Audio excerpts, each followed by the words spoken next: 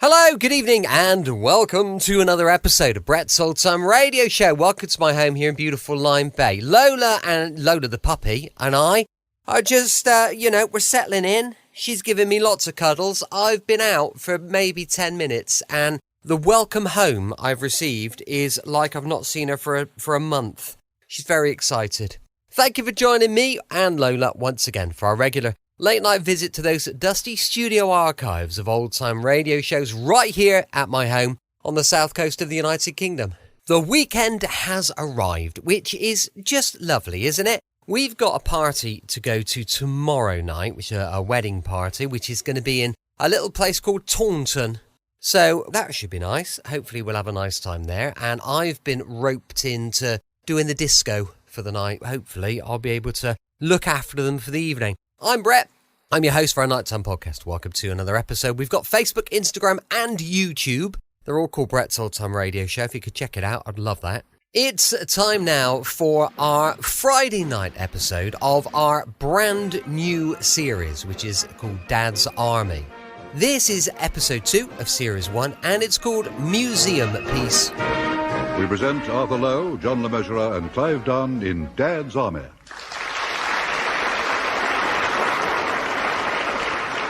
Episode 2, Museum Piece, featuring John Lorry, James Beck, and Ian Lavender, with this week's guest, Eric Woodburn.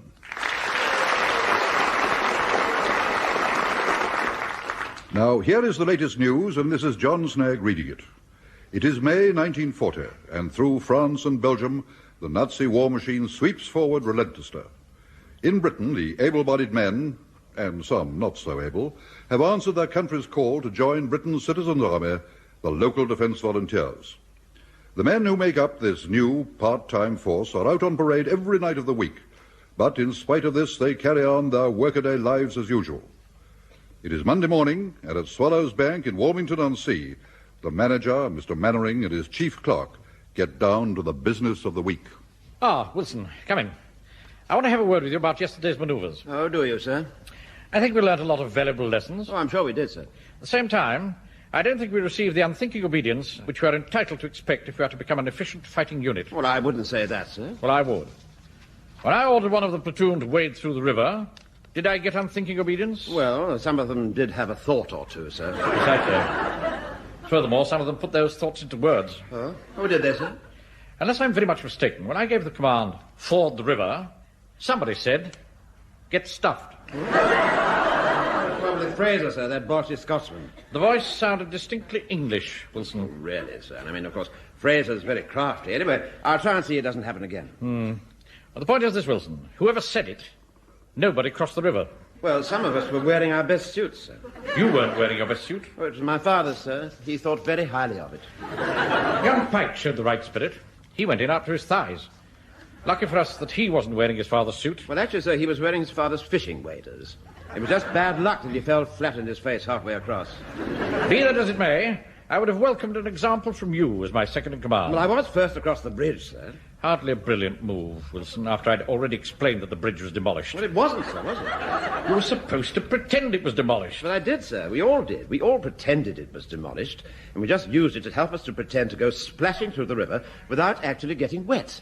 You know, sometimes, Wilson, your attitude worries me. Yes, well, I'm awfully sorry, sir, but anyway, I'm sure when we get our uniforms, you'll be able to send us charging like madmen through every river in the district with impunity. I'll remember that, Sergeant Wilson.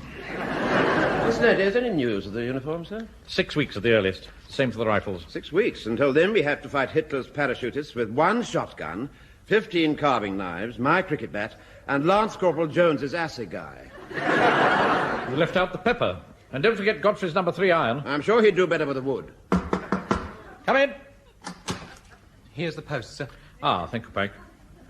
You seem to have recovered from your ducking yesterday. Oh, yes, sir. As soon as I got in, I wallowed in a hot bath. Wallowed? That's not very patriotic, is it? You're only supposed to have 6 inches of bath water, you know. Yeah, well, sir, I worked it out that you can have 7 6-inch baths a week. That means you can have 42 inches of water. But I do better than that. I make do with 2 15-inch baths a week and save 12 inches of water. Save your mathematics for your work, Pike. Sir. That'll be all. Yes, sir. Oh, dear. Wilson, Yes, sir? Here's another request for an account to be closed for the Really, duration. sir? Which one is that? It's the Peabody Museum of Historical Army Weapons. This is from the curator. Apparently he's joined the Navy. The museum is being closed for the duration, and he wants us to transfer all their funds to a deposit account until he returns. You deal with that, will you, Wilson? Yes, sir, right away. Oh, just a moment, sir. Yes, what is it? Did you say weapon museum, sir? Yes, that's right. By Jove, Wilson. Are you thinking what I'm thinking? I doubt it, sir. You never know. There might be something there we can use. Well, I don't think we should get too excited, sir. Their prize exhibit is a full-scale replica of Boadicea's chariot. They go for the Crimean, don't they? And the Boer War. Well, surely that sort of thing won't be of any use to us, sir. Nonsense. British Army hasn't changed its rifle since they threw out the flintlock. What do you think they used to relieve Ladysmith? But I've never really given it much thought. Carbines, Wilson. 303 carbines, or I'm a Dutchman. Well, I'll draft a letter to GHQ suggesting they look into it. Oh, no, Wilson. We're not waiting for reams of bump from them. Before we see another dawn, the sky can be black with parachutists. Those weapons will be in our hands today. Parade the men at the church hall at 1600 hours, ready to move off. Well, the shops don't shut until 5:30, sir. Well, they'll be ready by 6, can't they? Well, that's 1800 hours, sir. What? Oh, yes, so it is.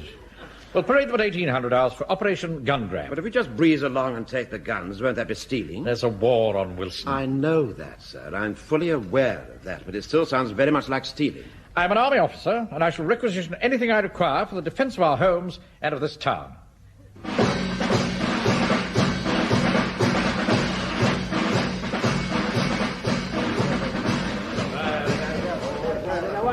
Here we are, then. Oh, evening, Mr. Walker. Hello there, young Pikey. Now, listen, lads. There's 10 minutes before we start the parade, so I've got a few items in scarce supply, in case somebody's interested. Yeah?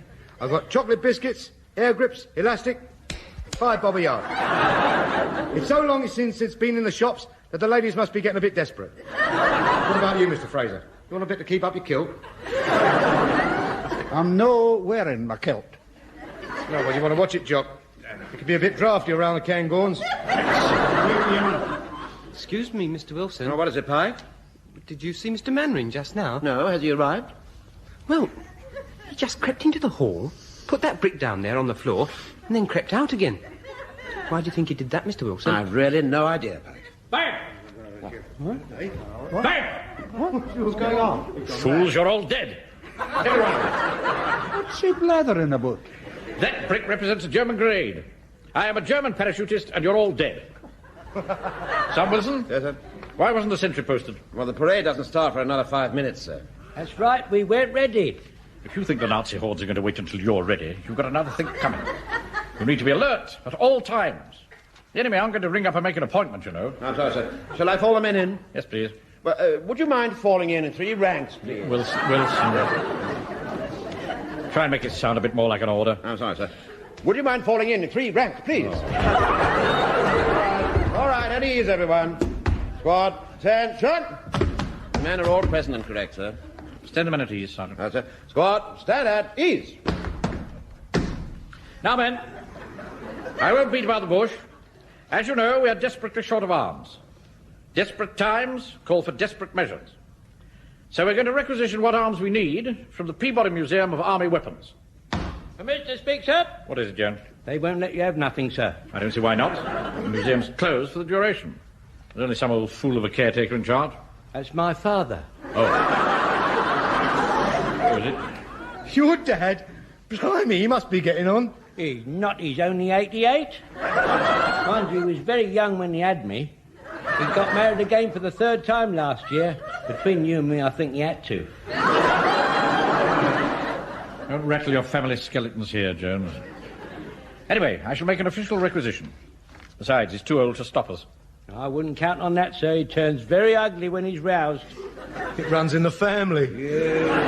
Watch it, Private Walk. There's no call for that. Insubordination, that is. All right, that'll do.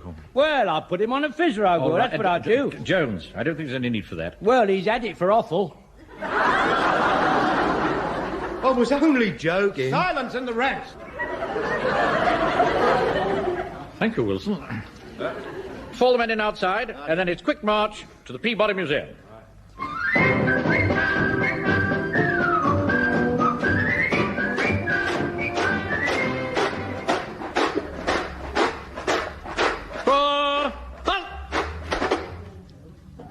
This is it, Wilson. Yes, sir. How lovely these old Elizabethan places are, aren't they? And look at the line of those windows and the symmetry of that arch over the entrance door. Lots of lovely large rooms and plenty of space to move about in. Huge grounds with the most beautiful moat. Wilson, Wilson. You're my sergeant, not an estate agent. That main door doesn't look as if it's been open for months. And Mr. Speaks Up? Yes, Jones, what is it? Well, when someone calls here, my old dad uses that little trap door there to see that they are who they say they is. He don't open the main door until he has cognizance of your credentials. Thank you, Jones. One can't overestimate the value of good inside information, Wilson. No, sir, no. Even when it does come from outside. Quite. Right, bang the knocker. All right, sir. I think you'd better let me talk to him. All right, Jones. See what you can do. So. There's someone coming, Mr. Mannering. Well done, Pike. I think you're right. What you want? Hello, Dad. It's me, young Jack. Took you long enough to come round, didn't it? Well, no need to be like that. There's a war on. There's a what? There's a war on! Oh, I wondered what the noise was. How's Elsie? Well, it's her legs, you see. Wilson. Yes, sir? Who's Elsie? I've really no idea, sir. I've heard of Gert and Daisy. Don't be facetious. What about her legs? Her legs is troubling her a bit. They never troubled no one else. Great, fat, bulging things, like a elephant. There's no need for you to get personal about my Elsie. We never done you no harm. You never done me no good, neither. You never deserved no good, you randy old drunk. Oh, you're getting ugly. You always did get ugly. It's you what got ugly. Just a moment, Corporal Jones. I think I'd better take over here. Now, Mr. Jones, I've come to requisition some arms. Who are you? My name is Captain Mannering. I'm the manager of Swallow's Bank. Captains don't manage banks. No. Well, I'm here in my capacity as captain of this unit. Captains wear uniform. Where's your uniform? We haven't got uniforms. Yeah, can say that. Now, anyone in the town will tell you that I'm the manager of Swallow's Bank, and I've recently taken command... Liar! Liar! I've been going to that bank for years. You never served me. I don't serve people. I'm in my office. Afraid to show your face, eh? Well, you're not getting nothing from me, so clear off. How dare he slam that shutter in my face? Who does he think I am? A brush salesman? Open this door, Mr. Jones! What's the matter with the silly old fool? Just a minute, Mr. Fraser. You be careful what you're saying. That's my dad, remember? Mr. Jones! By the powers vested in me by King George, I command you to open this door. Permission to speak, Mr. Mannering. Yes, Corporal, what is it? It won't do you no good mentioning the king. He still thinks Queen Victoria's the king. I see. Well, there's only one thing for it. We shall have to use cunning. Sam Wilson? Yes, sir? When does it get dark? At night, sir. You're trying to be funny.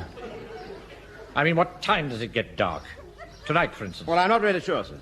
A diary would give you the lighting up time, sir. Good idea, Walker. Who's got a diary? Here you are, sir. That'll be 1 and 9pence. I don't want to buy one. I just want to refer to it. Oh, please yourself. But I'd snap it up if I was you. I mean, it's not easy to buy a diary in May. They get pretty scarce. Thank you, Walker. I'm not interested. Anyway, this is last year's. Is it? Well, there you are, then. They're even more scarce. Anyway, this will probably give us a rough idea. Let's see now. Ah, here we are. Week commencing May the 14th. 21:15 or 9:15. Really, Wilson. You'd think they'd know which, wouldn't you? 21:15, sir, is just another way of saying 9:15. Ah. Yeah, well, of course, I know that. Yes, of course. Just trying to see if you were on your toes. Aha, yes. Of course it is.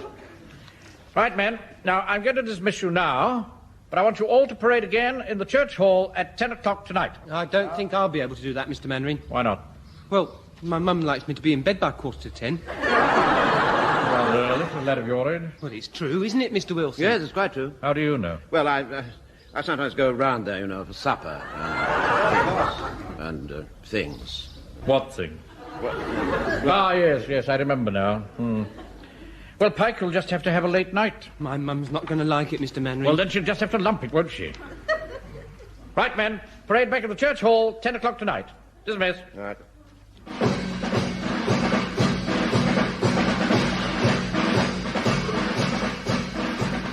Hey, Sergeant Wilson. What is it, Walker? Do we really have to put all this black stuff all over our faces? I've just had a wash. I'm sorry, Walker, but Mr. Mannering wants to treat this trip to the museum as a full-scale night manoeuvre.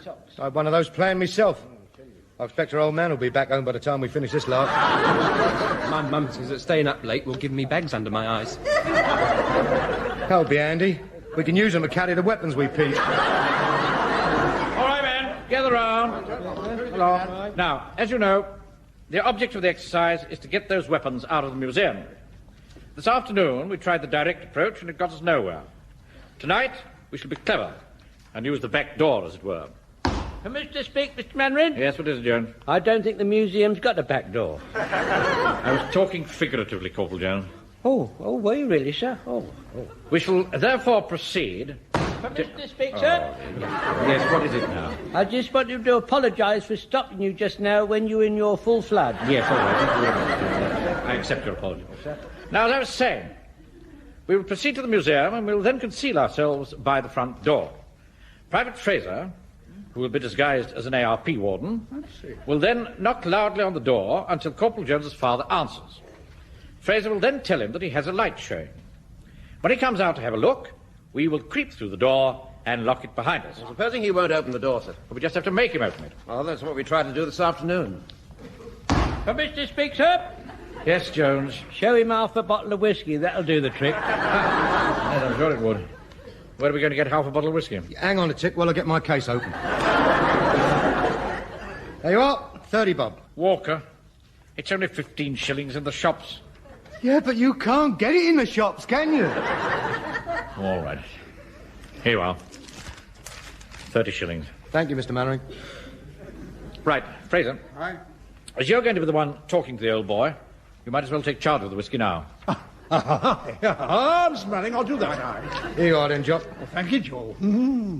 Well, don't look at it like that, Fraser. Just thinking what a bonny wee bottle it is. Yes, well, don't drink it unless you have to. Just show it to him. Oh, you can trust me. I'll only drink it strictly in the line of duty. Right, men. Fall in outside.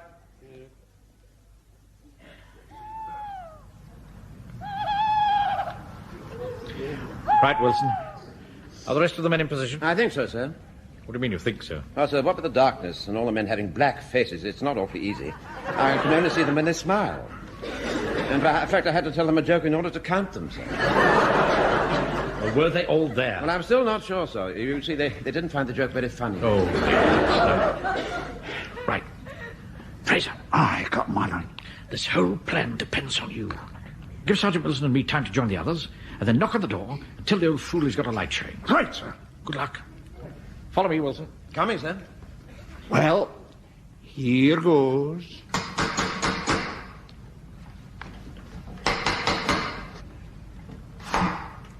Who's there? What you want? I'm an ARP warden. You got light showing? Oh, no, I ain't. Well, come out and see for yourself. I ain't opening this door in my nightshirt. I didn't know you had a door in your nightshirt. Oh, any man, you ought to be on it, Ma. Go on, buzz off. Hey, just a minute. What's that you got there? What? Oh, this wee bottle, you mean? Aye, that's right. Is it whiskey? Aye. It helps to keep the cold out. Do you want some? I'll have a drop. Well, I'm not passing it through that shutter thing. I might never see it again. You'll have to open the door. Well, hold on a minute.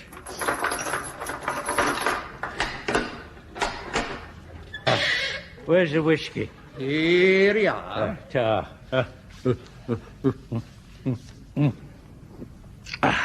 That's good. Now, where's this flaming light? It's a bit further along from here and on the first floor. You'll have to come over here to see it. Come on. All right. Now, whereabouts do you mean? Oh, I'm sorry. I thought you'd be able to see it from here, but no, you can't. You'll have to go a wee bit further. Oh, flaming nuisance. I could catch pneumonia right here. Right, men. In we go, and be very quiet. Wilson, Yes? you be the last in and close the door behind you. Very well, sir. There's no light showing. Oh, well. I'm sorry. I'm sure I saw one. Oh, you've been drinking too much whiskey. I'm going back in. Here, this door's closed itself. Now what am I going to do?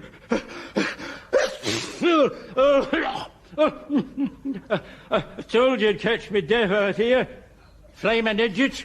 That's what you are. And I'll have to try and get in at the lavatory window right round to the back. Oh, quite a long way, is it? Yes, it is, and me only in my carpet slippers. It's all your fault. Come on, give me a hand. Oh, my pleasure. What about another wee nip to help you keep out the cold, eh? It's a bit spooky in here, isn't it, Uncle Arthur? I've told you before, don't call me that when we're on parade. I'm Sergeant Wilson. No, last time you told me not to call you it was when we were in the bank. Well, don't call me Uncle Arthur at the bank or on parade. Now, is that quite clear? Yes, of course, Sergeant Wilson. Can I hold your hand? No, you can't. Now, come on. Let's catch up with the others. Here, Mr. Mannering. Do you think we ought to take some of these halibuts? No, I don't think so, Walker. Anyway, the halberds. I don't suppose he'll mind.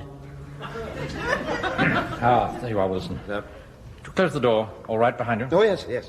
I found this on the wall back there, Mr. Mannering. Is it any good? Pike. That's a crossbow.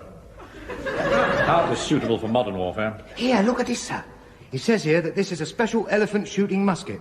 By Pot and Pot of Bond Street, 1835. Now, let's get it out. I mean, if it goes through an elephant, Mr. Mannering, it will probably go through a tank. It goes through glass as well. Put it down, Walker, before you break anything else. This way, men. We'll try this section. Hey, Mr. Mannering. There's somebody standing over there watching us. Where? Stupid boy, it's a suit of armour. Sorry?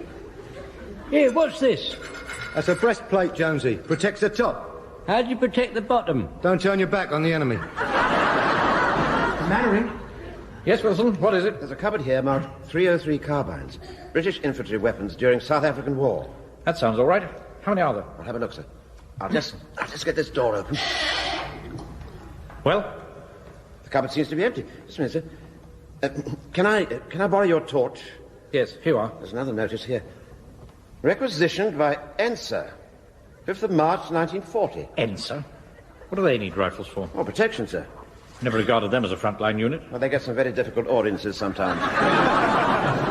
Oh, well, that's it then. We're not going to get any weapons here. Better go back to base. Just a moment, sir.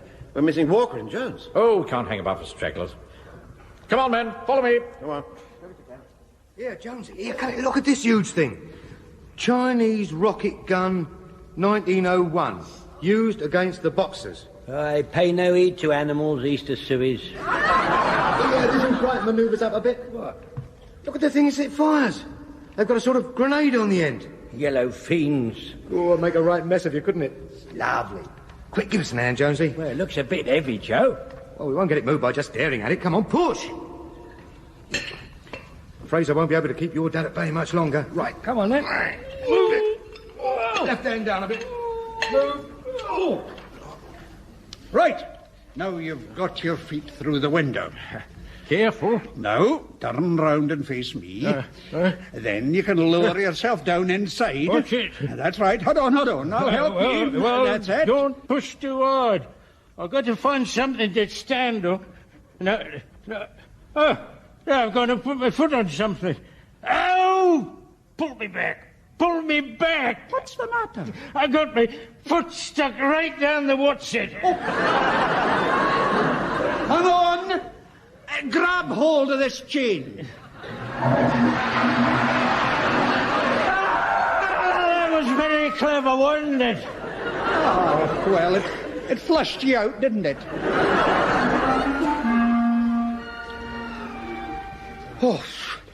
Oh, Jonesy. Now we've got it back to the church hall. What do you reckon? I reckon I strained something. Yeah. Was a bit heavy, wasn't it? Hey, Joe. Didn't get much, did we? What are you talking about, Pikey? Jones and I go to all the trouble to bring this Chinese rocket gun back here, and you have the nerve to say we didn't get much? Oh, sorry, Joe. Yeah, and take your tea mug off there. Why? That's where you put the powder in for firing the rockets. Oh.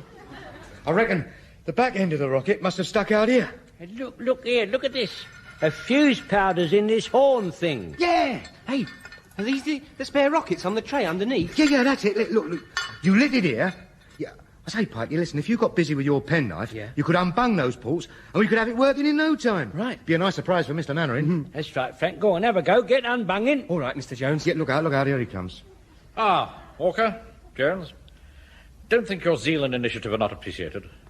You've both displayed just the sort of spirit that's going to get Jerry on the run.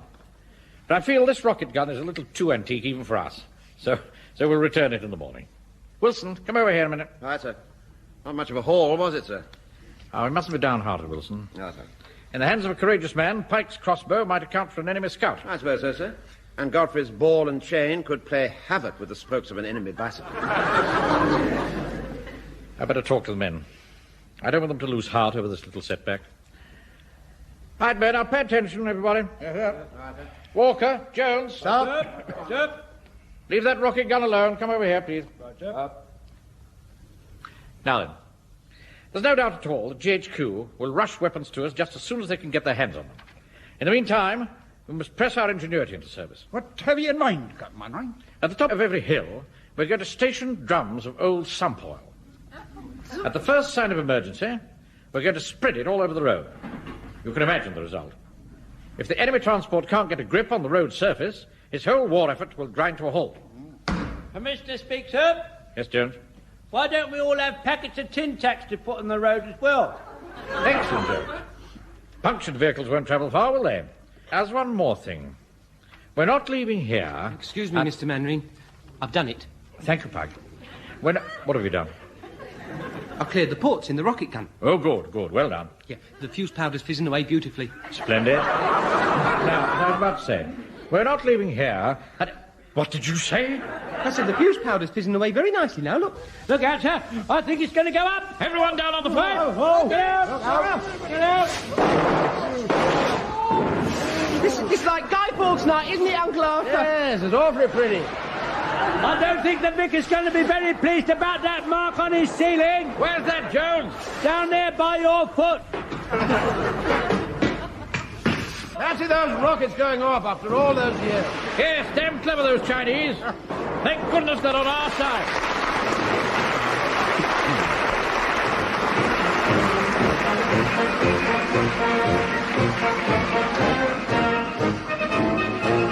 In that episode of Dad's Army, from the original television series by Jimmy Perry and David Croft, you heard Arthur Lowe as Captain Mannering, John LeMessurier, Sergeant Wilson, Clive Dunn, Corporal Jones, John Lorry, Private Fraser, James Beck, Private Walker, Ian Lavender, Private Pike, and Eric Woodburn as George Jones.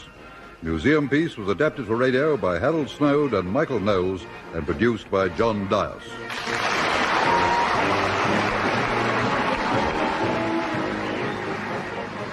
Welcome back. Hope you enjoyed our latest episode of Dad's Army. And don't forget, we'll be back tomorrow with yours truly, Johnny Dollar, going live at 5 p.m. GMT. As I mentioned earlier, we've got a supporter page where you'll find some extra content at patreon.com/Brett's Old Time Radio Show. Thank you for listening. I'll be with you 7 days a week, each and every week, and I'll see you tomorrow on Brett's Old Time Radio Show. Love you. Bye.